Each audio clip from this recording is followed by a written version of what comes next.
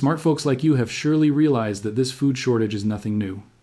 It's really just old wine in a new bottle, a system of using hunger for control that banking families mastered back in the 19th century, and now it's been upgraded globally, thanks to that historic merger between the finance and energy empires.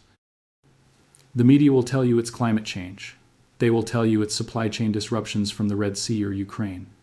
They will blame the weather, the war, or even you for eating too much. But they are lying by omission. The real reason isn't in the fields. It isn't in the rain clouds. The real reason is written in a ledger created over 200 years ago. It is a financial mechanism that turned your dinner from a basic human right into a gambling chip for the global elite. They don't need to own the farm, they don't need to drive the tractor, they just need to own the price. Take a look at the cost of basic commodities right now. This chart isn't just inflation, it is a transfer of wealth. It is a survival tax levied by the invisible landlords of the global food supply. And the blueprint for this tax wasn't written by a grocer. It was written by a banker. In this briefing, we are going to deconstruct the hunger blueprint. We will expose a strategy perfected by the Rothschild dynasty during the chaos of the Napoleonic Wars, a strategy that treated starvation not as a tragedy, but as a profit margin. And most importantly, we will show you how this exact mechanism was reactivated through a massive silent merger in 2012 that the mainstream media barely whispered about. You are not just paying more for bread, you are renting your survival from the people who print the money. To understand how they control your grocery bill in 2024, we must transport you back to a time when Europe was on the brink of collapse. The year is 1810. The Napoleonic Wars are raging. The continent is in a stranglehold. Napoleon Bonaparte has issued the Continental Decrees, blocking all trade with Great Britain. Ports are closed. Ships are rotting in the harbors. The flow of goods has stopped dead. For the average citizen in London or Paris, this was a nightmare. Bread riots were breaking out in the streets. Prices were volatile, skyrocketing one day, crashing the next.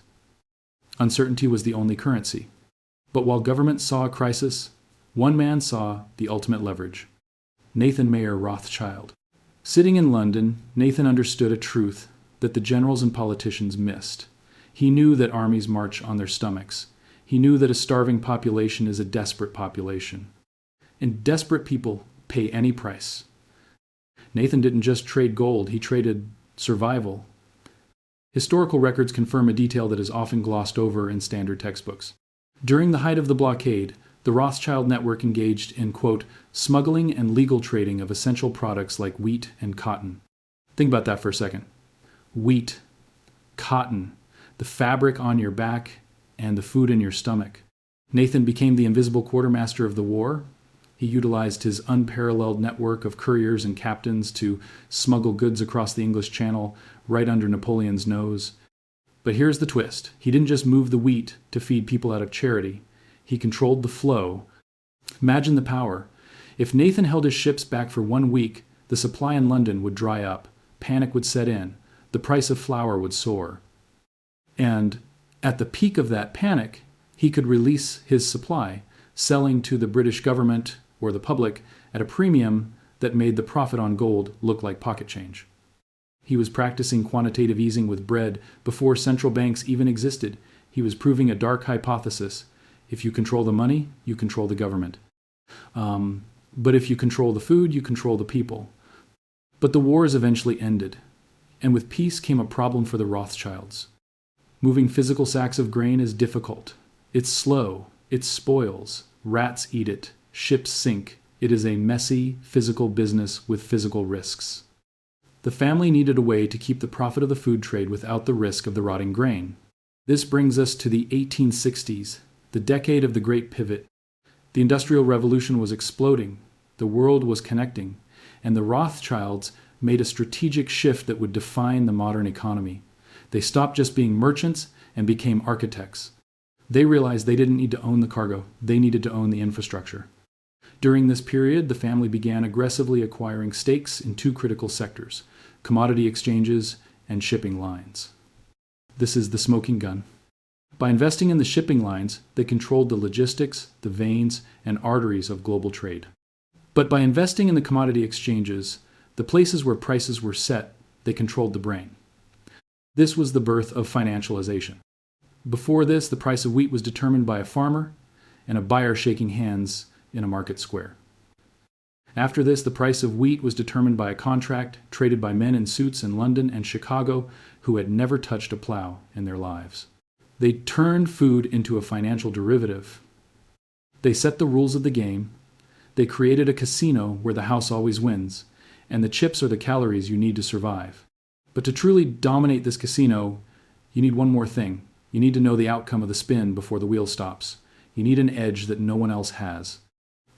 And that edge is exactly what we need to talk about next. Because what they did with information in the 19th century makes modern insider trading look like child's play. So, how do they actually do it? How do they turn a crisis into a land grab? The mechanism is simple, brutal, and historically consistent.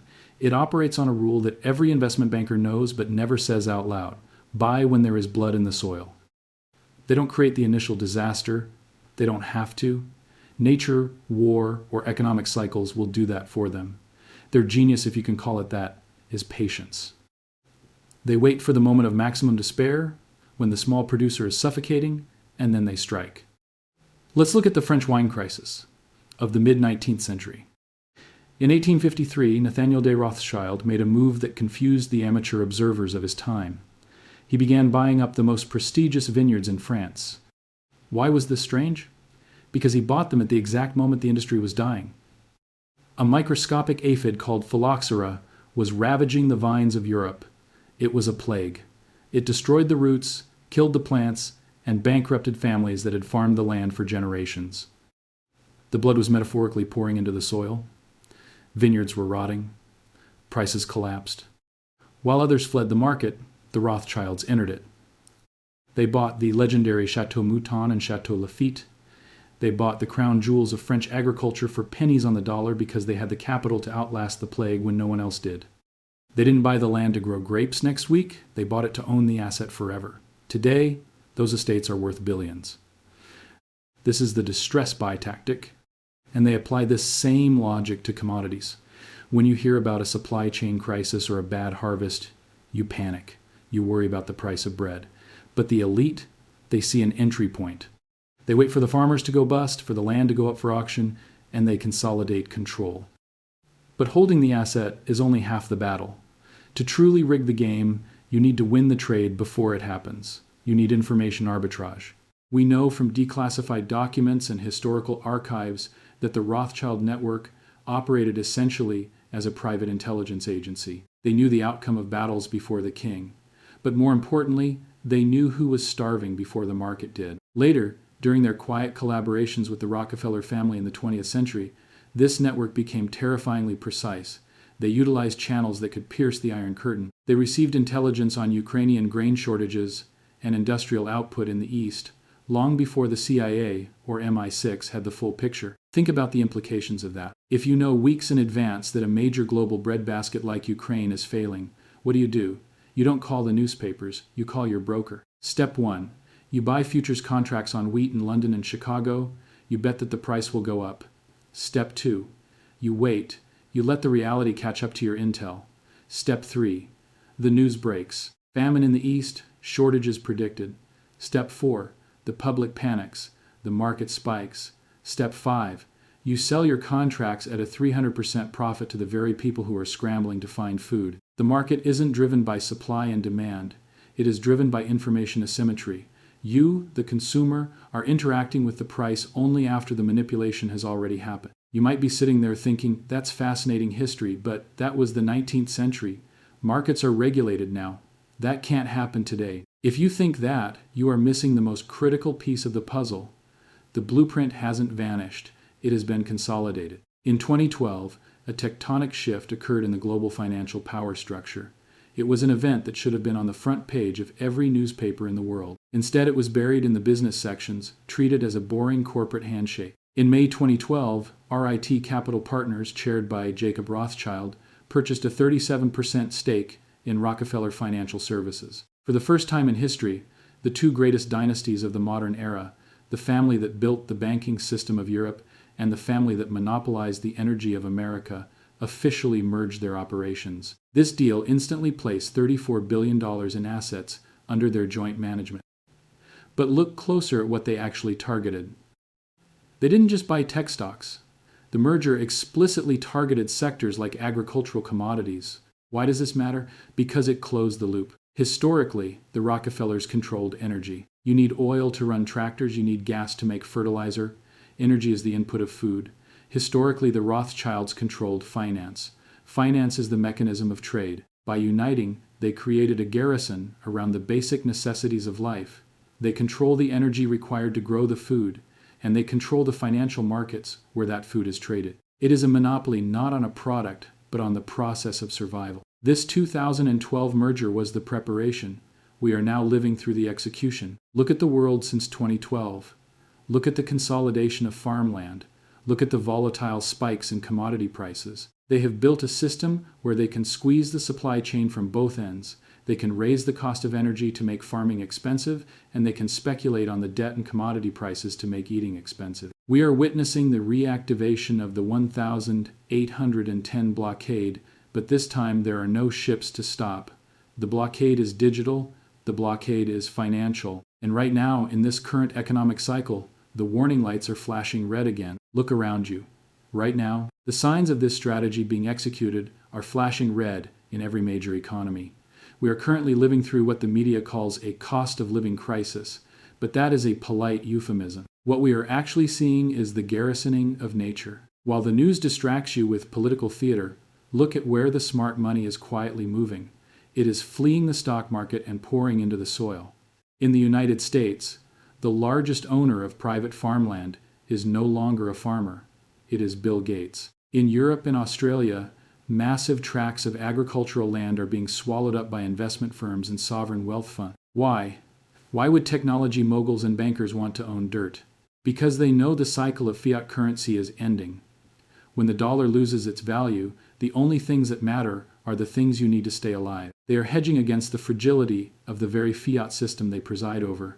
They are buying the source. And it's not just the land. Look at the corporations that put the food on your table. If you trace the ownership of the world's largest food conglomerates, the companies that control the seeds, the fertilizer, and the distribution, you will find the same names at the top of the shareholder list. It reveals a seamless transition of power from the dynasties of the 19th century to the institutional giants of the 21st. They have effectively consolidated the global food supply into a portfolio.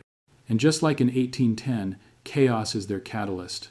The war in Ukraine disrupted the grain supply. Attacks in the Red Sea disrupted the shipping lanes. Every disruption drives the small players out of business and allows the giants to consolidate more market share. It is a survival trap, and the door is closing. The cycle is complete. We have moved from the era of cheap food, which fueled the population boom of the 20th century, to the era of financialized calories. The price of your dinner is no longer determined by the rain or the harvest. It is determined by the volatility index. It is determined by the derivatives market. It is determined by how much liquidity the central banks inject into the system. They have achieved the ultimate goal of the rent-seeking elite. They have turned biological necessity into a subscription service. If you cannot print money, you must own what money buys, and they own it all. Now, I have a question for you, and I want you to answer it honestly in the comments below. Is this genius, or is it a crime? From a purely capitalistic standpoint, what Nathan Rothschild did in 1810 and what these firms are doing today is brilliant. They identified the most valuable commodity, human survival, and they cornered the market. They bought low, and they are selling high. But from a moral standpoint, is it theft? Is it a crime against humanity to treat the starvation of nations as a line item on a balance sheet? To withhold supply to spike the price? To engineer scarcity in a world of abundance? Let me know your verdict. Are they master architects of the economy or parasites on the harvest? So, what can you do? You cannot fight the Federal Reserve. You cannot out-trade a supercomputer in Chicago, but you can opt out of their casino. The only way to protect yourself from the survival tax is to hold assets that they cannot print, they cannot inflate, and they cannot easily confiscate. They are buying land. They are buying gold. They are buying the real things.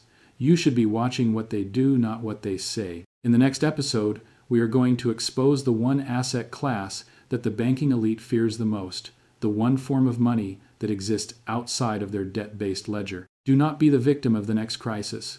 Be the historian who saw it coming. Protect your assets. Protect your family. and subscribe to join us as we decode the next layer of the empire. History is watching, and I will see you in the archives.